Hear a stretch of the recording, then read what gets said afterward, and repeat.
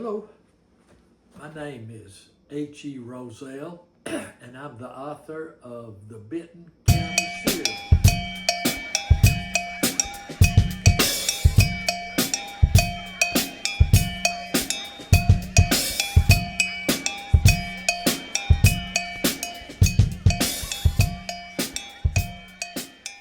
Now, if you're an author, no matter how famous or obscure you are, when you're trying to build your brand, you're encouraged to tell about your experience in writing a story to help other authors that hadn't published yet.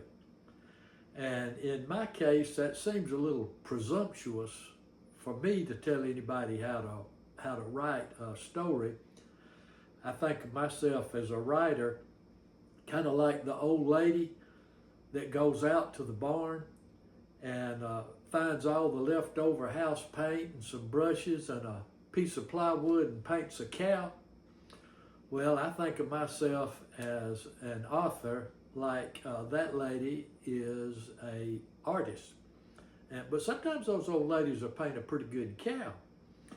So if anything, I don't think of myself as a real writer.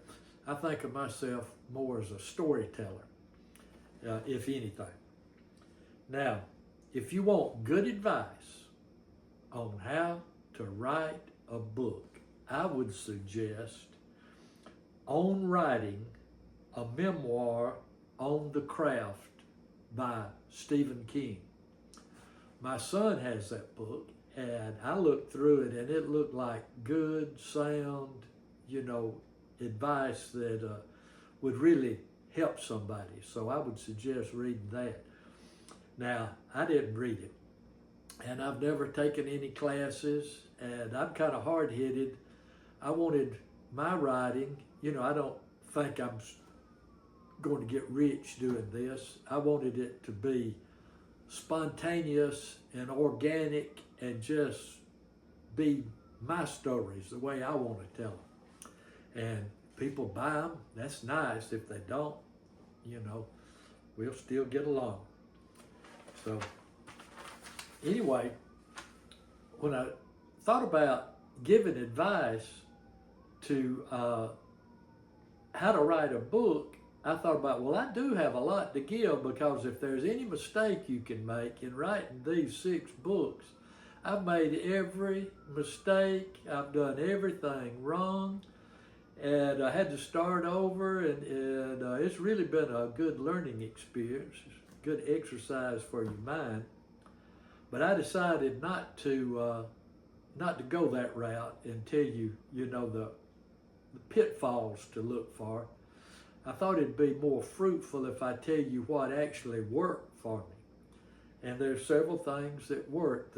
One of the first things was some advice my friend and fellow author, now deceased, Tom Connor, he liked to be called after he got grown. Tommy's dead now. But he said, I told him I got a good story, and I've been thinking about it for a year. And he said, just start. Get you a yellow pad and just start. It doesn't matter. You can always throw that page away. You can mark those words out. Just start. Because if you don't start, you're never going to do it. So that would be my first bit of advice. Open a Word document or get you a yellow pad and just start doing it. And if you've got a story, it'll come out. Now, there are 2 types of writers, they say. The pantsters, by the seat of their pants, and the plotters. Pantsters start every writing session. I'm sure they thought about it a little bit, but they just start and let it go. It's linear. You start, and every time you start, the story takes its own path and develops as it goes. And So my son said that he wrote like that for a while, and it's fun, and you can see how it would, your mind, oh yeah, it's going to go this way, it's going to go that way, and that's good. James Joyce, Stephen King, and Ernest Hemingway were all pantsters. And if you've ever read Ulysses by James Joyce, that you can tell. I mean, that story just goes round and round to me, and he's good, and he can really create a scene. It's been years since I read it, but I can still feel some of those smoke-filled parties where they're drinking and everybody talking, and he was good, but the story just kind of went round and round. Now, Hemingway, I never would have guessed that. He is so concise and compact with his writing. It's like The Old Man and the Sea. I just have to believe he knew how that story was going to start and end, but he was, you know, he self-proclaimed that he wrote linearly.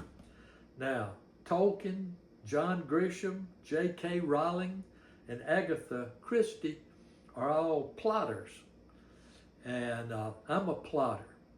Before I write the first word, I've thought about my story. I know how it's going to start. I know how I'm going to build up. I know how it's going to end. I know all the characters that are going to be in it. I've thought about it for weeks and weeks. And so I'm definitely a plotter.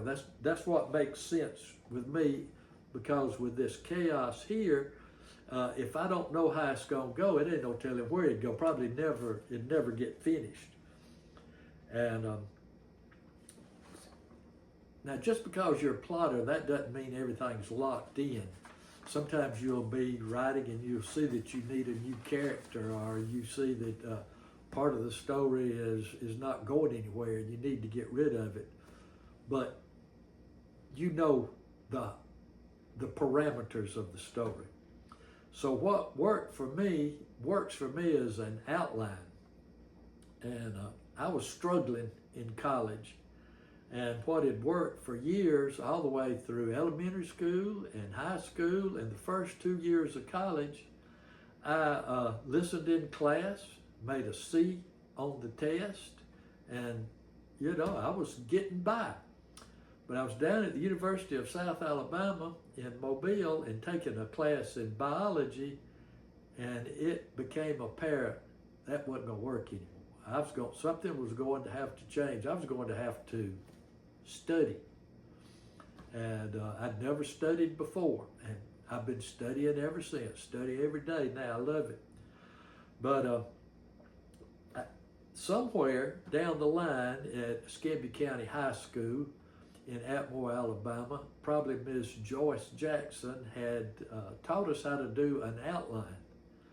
And so I did it backwards. I outlined that whole biology book. And in the process of doing that, I saw the structure of biology. You know, the plant kingdom and animal kingdom, phylum, class, order, genus, species, all of that. After I got it all outlined, it made sense to me. And then when you learn something new, you know where to go fit it in. So the outline helped me get through, and then after that, I started making A's and B's. And then on my graduate degrees, I made A's in all of them, 1B.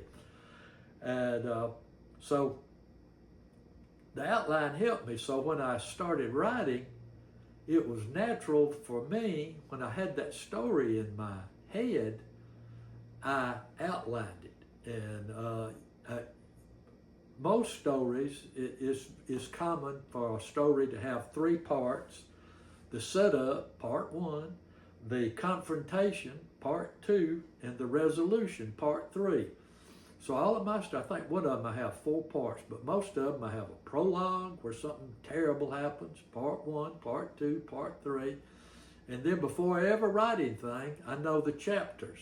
You know, I'm going to introduce the scene. I'm going to introduce the characters. So the chapters, under the parts, I have all of those. Before I've ever written a word, I know what chapters are going to be. Now, you're going to change it. Sometimes a chapter is not necessary, and you take it out, or you have to change it. But you've got the whole story laid out. That's what makes sense for me, and that's what worked for me. For better or for worse, I got these stories all written, outlining. And if you are a budding writer and you're reading this and thinking about writing a story, and outlines make sense to you, there's a program called Scriveners, and it really helps you. It's set up for you to outline your book before you ever start.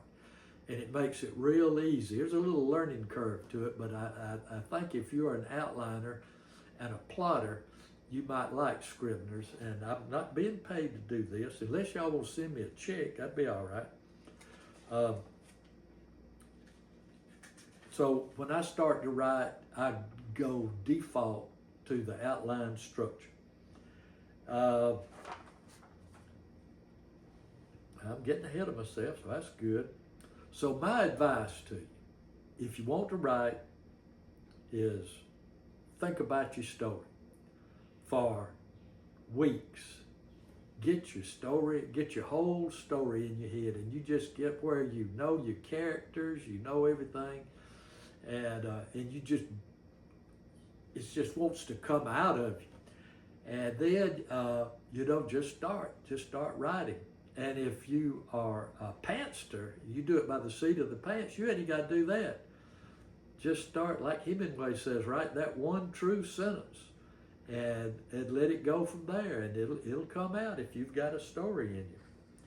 And the main thing is just start, and it's fun, and you will feel good about yourself.